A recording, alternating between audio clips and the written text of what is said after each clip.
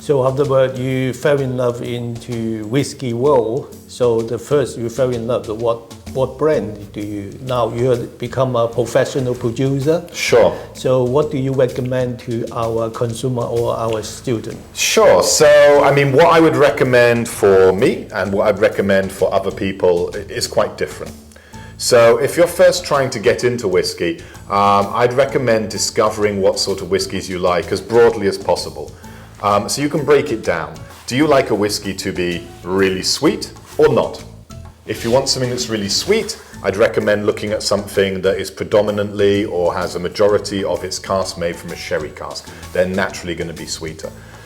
Do you want something smoky or not? I love a peaty whiskey, but I can completely understand why some people don't. So again, there's a thing. Do you like smoky whiskey, peaty whiskey or not?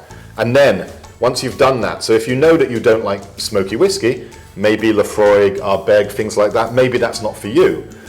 So I would simply start in your own mind by, the only way you're going to understand whiskey, whether that's as someone who just likes the occasional drink, someone who wants to get into whiskey, or even working in the industry, is trying as many whiskies as you can. I've probably tried somewhere in the region of about 12,000 whiskies now, over the last 25 years. And you don't have to drink that much to appreciate whiskey, obviously, but it's only through diving in that you'll understand whether you like particular styles or not. I'm generally favourable to virtually all styles.